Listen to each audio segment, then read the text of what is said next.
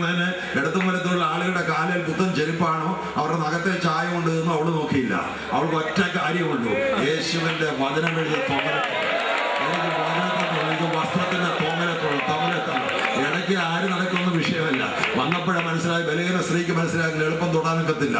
ഒരു വയസ്സ് പത്രോസ് നിൽക്കുന്നു, ഇപ്പുറത്ത് യോഹന്നാൻ, അപ്പുറത്ത് യാക്കോ, അപ്പുറത്ത് അന്ത്രയോസ്. എല്ലാവരും യേശു കഴിഞ്ഞാൽ പിന്നെ അടുത്ത VIP ഞാനാണ് ഇടിച്ചു തള്ളി നിൽക്കുക.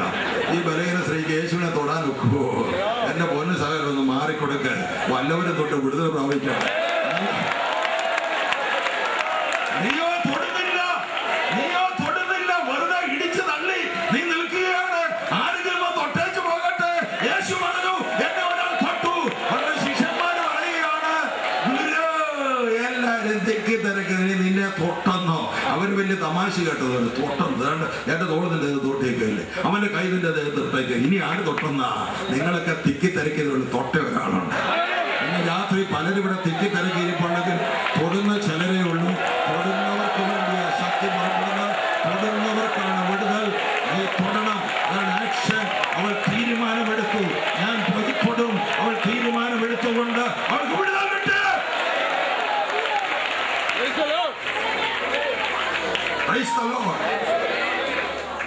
മനസ്സാക്കുളക്കൽ കിടന്നോട് ചോദിച്ചു, നിനക്ക് മനസ്സുണ്ട്? കർത്താവിദാസൻ പറഞ്ഞല്ലോ, ഇതിനകത്ത് ഞാൻ ഇവിടെ കിടക്കുന്ന അവൻ തിരിച്ചു ചോദിക്കണ്ട, മനസ്സില്ല പിന്നെ കിടക്കും.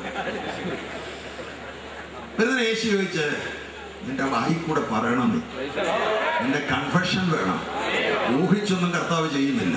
നീ പറയണം, നിനക്ക് മനസ്സുണ്ടോ? സൗഖ്യമാകാൻ മനസ്സുണ്ടോ? നിന്റെ തീരുമാനം പറയണം. നിന്റെ തീരുമാനം അറിഞ്ഞിട്ടേ കർത്താവ് പ്രവർത്തിക്കത്തുള്ളൂ. മനസ്സുണ്ടെങ്കിൽ വാ തുറന്ന് പറയണം, എനിക്ക് മനസ്സുണ്ട്. തലയാട്ടി കാണിച്ചാൽ വെക്കത്തില്ല. പണ്ട് പൈപ്പ് വന്ന കാലത്ത് ഇവിടെ പണ്ടൊക്കെ വിളമ്പുമ്പോൾ ഓരോന്ന് ചോദിച്ചു വേണോ തലയാട്ടി കാണിക്കത്തുള്ളൂ. പൈപ്പ് വന്നു, പൈപ്പിൽ നിന്ന് വെള്ളം കുടിച്ചിട്ട് തലയാട്ടുക, നിർത്തിക്കോളാം വെള്ളം എന്ന് പറഞ്ഞ പോലെ ദൈവത്തിനെടുക്കുമ്പോൾ തലയാട്ടിയുടെ കാര്യമില്ല. നീ വാ തുറന്ന് പറയണം, നീ വാ തുറന്ന് പറയണം. നിനക്ക് മനസ്സുണ്ടെങ്കിൽ വിടുതൽ, നിനക്ക് മനസ്സുണ്ടെങ്കിൽ വിടുതൽ. എരിഹോവിലെ അവിടെ ഇരുന്ന കുള്ളൻ നിലവിളിച്ചുകൊണ്ട്, ദാവീദുപുത്രാ, കരുണ തോന്നണമേ. എല്ലാവരും മിണ്ടല്ലേ. ഞങ്ങളെപ്പോലെ വലിയ വലിയ ആളുകൾ നിന്നെ പോലുള്ള വിഷക്കാരൻ വഴി കിടന്ന് ഒച്ച വെച്ചാൽ ഞങ്ങൾക്ക് മാന്യതയ്ക്ക് മോശമാണ്. അത് ശരി, അവനോർക്ക് വലിയ ആളുകൾ പോകുമ്പോൾ നമ്മൾ ശബ്ദം അടക്കിയിരിക്കണം. പക്ഷെ ഒരു പ്രശ്നമേ ഉള്ളൂ, ഒറ്റ ചാൻസേ ഉള്ളൂ. ഒറ്റ ചാൻസ്. എൻ്റെ വഴി കൂടെ യേശു വന്നിരിക്കുക. നീ മാന്യന്മാരുടെ മാന്യത എല്ലാം കൂടെ ഞാൻ സൂക്ഷിച്ചുകൊണ്ടിരുന്ന എന്ന് കണ്ടുപൊട്ടനായിട്ടിരിക്കണം. ഇന്ന് അവർക്ക് ബുദ്ധിമുട്ടുണ്ടെങ്കിലും സാരമില്ലെന്ന് എനിക്ക് വിടുതൽ വേണം. അവരുടെ കുറെ കൂടെ ഒച്ചത്തെ വിളിച്ചു.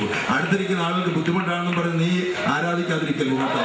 ഇടത്തും അടുത്തിരിക്കുന്ന ആളുകൾക്ക് ബുദ്ധിമുട്ടുണ്ടെങ്കിൽ അവരെഴുന്നേറ്റ് മാറിയിരിക്കട്ടെ. തീരുമാനത്തിന്റെ രാത്രിയാണ്.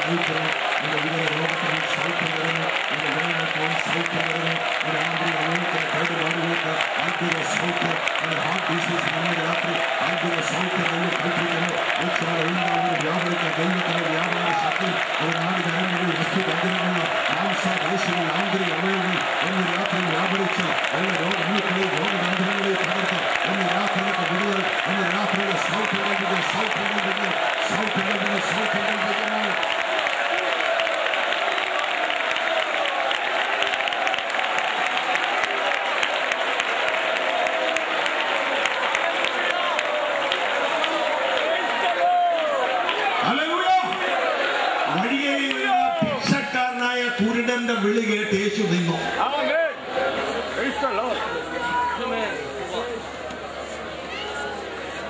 സമൂഹത്തിൽ ഒരു സ്റ്റാറ്റസ് ഇല്ലാത്ത വിളിച്ചാൽ, കുരുടൻ വിളിച്ചാലും ഭിക്ഷക്കാരൻ വിളിച്ചാൽ നിൽക്കുന്നവനാ എന്റെ യേശു. വിളിക്കുന്നവന്റെ സ്റ്റാറ്റസോ പണമോ നോക്കത്തില്ല, വിളിക്കുന്നതിന്റെ ഹൃദയം മാത്രം നോക്കും. ഹൃദയത്തിനുള്ള വിളിയാണെങ്കിൽ യേശു അവിടെ നിൽക്കും. യേശുവിന് ഒറ്റ ചോദ്യം ചോദിച്ചാൽ, what shall I do for you? What shall I do for you? ഞാൻ നിനക്ക് എന്ത് ചെയ്തു തരണം? നീ പറ, നീ പറ, നീ പറ. എല്ലാവർക്കും അറിയാം അവന് കണ്ണ് കാണത്തില്ല, അതിനെ അവൻ വിളിച്ചെന്നറിയാം. പക്ഷെ അവൻ പറയണം, അവൻ വാ തുറന്ന് പറയണം. വായുടെ ചോദിച്ച് തലയാട്ടിക്കൊണ്ടിരുന്ന നോക്കത്തില്ല. വാ തുറന്ന് പറയണം. അവൻ പറയണം, എനിക്ക് കാഴ്ച കിട്ടണം, എനിക്ക് കാഴ്ച കിട്ടണം, എനിക്ക് കാഴ്ച കിട്ടണം. അപ്പോൾ യേശു എന്ന് പറഞ്ഞു, യേശു എന്ന് പറഞ്ഞു, ഞങ്ങളെപ്പോലുള്ള പാസ്റ്റർമാരാണ് പറയുന്ന കാര്യം പറയാം. അതിനായിരുന്നു റിയാലിറ്റി അടുത്ത ഞായറാഴ്ച മുതൽ സഭായത്തിന് പോവാ, സ്നാനപ്പെടാൻ തീരുമാനിക്കുക, അത് കഴിഞ്ഞ് പ്രാർത്ഥിക്കാം. പക്ഷെ യേശു പറഞ്ഞില്ല. യേശുവിന്റെ വിശ്വാസം പോലെ കണ്ണു തുറക്കട്ടെ. അൺകണ്ടീഷനാണ് കർത്താവ്. അവൻ കൃപയുള്ള കർത്താവ്, അവൻ സൗജന്യമായി കൊടുക്കുന്ന കർത്താവ്. അവന്റെ ആവശ്യം അവന്റെ നിലവിളുടെ മുമ്പിൽ അവൻ ഉത്തരം കൊടുത്തു. അവിടെ വ്യവസ്ഥ ഇല്ലെന്നല്ല അർത്ഥം. വ്യവസ്ഥ പിന്നെ പഠിപ്പിക്കണം. അവന് കാഴ്ച കിട്ടിക്കഴിഞ്ഞാൽ അവൻ പുതപ്പും വിട്ടേച്ചു പോയി.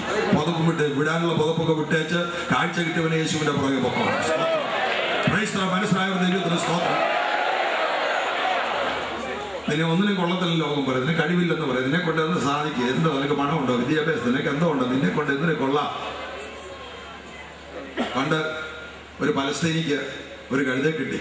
ആ കഴുതയെ കൊണ്ടുവന്നത് കഴുതയ്ക്ക് ദീനം പിടിച്ചു കഴിഞ്ഞപ്പോൾ നോക്കത്തില്ല, കഴുതയെ അത് ചത്തുപോയി. ചത്തു കഴിഞ്ഞപ്പോൾ പാലസ്തീനി വിചാരിച്ച് ഇനി അടക്കേണ്ട കാര്യം പോയില്ല, കഴുതയില്ല, വഴിയിലിട്ടു പോന്നു. അവിടെ ചീഞ്ഞ് കിടക്കുന്ന കഴുതയെ ആകാശത്തിലെ കഴുക്കൾ കൊണ്ടുവന്ന് കഴുക്കളെല്ലാം കൂടെ കുത്തി തിന്ന് ഇറച്ചിയല്ല, പിന്നുള്ളത് എല്ലാം കൊത്തു കിട്ടാത്തതുകൊണ്ട് കഴുക്കൾ ഇനി എന്തൊരു വെള്ളം കഴുക്കൾ പറന്നുപോയി. ഇവിടെ കാത്തു നിന്ന് കാട്ടുകുറുക്കന്മാർ വന്ന് അസ്ഥികൂടം കടിച്ച് പൊട്ടിച്ച് ഇന്നാവുന്ന നെല്ലെല്ലാം കടിച്ചു തന്നു. വലിയ മുട്ട നെല്ലുകൾ കടികൊള്ളുന്നില്ല. അവർ പറഞ്ഞു ഇനി എന്തൊരു വെള്ളം എന്ന് പറഞ്ഞിട്ട് കുറുക്കന്മാർ വിട്ടു പോയി. അതിന് കാട്ടുകുറുമ്പെല്ലാം കൂടെ ഉറുമ്പെല്ലാം കൂടെ വന്ന് പറ്റിയിരുന്ന കൊച്ച് ഇറച്ചി എല്ലാം കൂടെ തിന്നു കഴിഞ്ഞ ഒടുവിൽ ഒന്നുമില്ലെന്നുണ്ടപ്പം ഉറുമ്പുകൾ പറഞ്ഞു ഇനി എന്തൊരു കൊള്ളാം, അവർ വിട്ടേച്ചു പോയി. പാലസ്തീനി ഇട്ടേച്ചു പോയി, എന്തിനു കൊള്ളാം. കഴുകന്മാർ പറഞ്ഞ് എന്തിനു കൊള്ളാന്ന് പറഞ്ഞ് ഇട്ടേച്ചു പോയി. കാട്ടുകുറുക്കന്മാർ വിട്ടേച്ചു പോയി. കട്ടുറുമ്പുകൾ വിട്ടേച്ചു പോയി. ദൈവത്തിന്റെ ആത്മാവ് ശിംശോന്റെ മേൽ വന്നു. അവൻ കുഞ്ഞിന് കഴുതയുടെ പച്ച താടിയല്ല ഒന്ന് കയ്യിലെടുത്ത് കുങ്ക് രണ്ടെന്ന് കൂട്ടത്തക്കവണ്ണം അതുകൊണ്ട് അത്ഭുതം ചെയ്ത അഭിഷക്തന്റെ കയ്യിൽ ഒരസ്ഥി കഷ്ണം കിട്ടിയാൽ അതുകൊണ്ട് അത്ഭുതം നടക്കും, അത്ഭുതം നടക്കും. നിന്നെ എന്തിനു കൊള്ളാമെന്ന് 100 പേര് ചോദിച്ചാലും നീ പേടിക്കണ്ട. ഓ മഹാദൈവത്തിന്റെ കരത്തിന് അത്ഭുതത്തിന്റെ ഉപകരണമാക്കി നിന്നെ മാറ്റുവാൻ കഴിയും. ഈ തലമുറയിൽ പരിശുദ്ധാത്മാവിന്റെ ഉപകരണമായി നിന്നെ ഉപയോഗിക്കുവാൻ ദൈവം ആഗ്രഹിക്കുന്നു. ആരെല്ലാം തള്ളിക്കളഞ്ഞാലും ആരെല്ലാം വലിച്ചെറിഞ്ഞാലും നീ പേടിക്കേണ്ട കാര്യമില്ല. ദൈവത്തിന്റെ കരങ്ങളിൽ അത്ഭുതത്തിന്റെ ഉപകരണമായി ദൈവം മാറ്റും.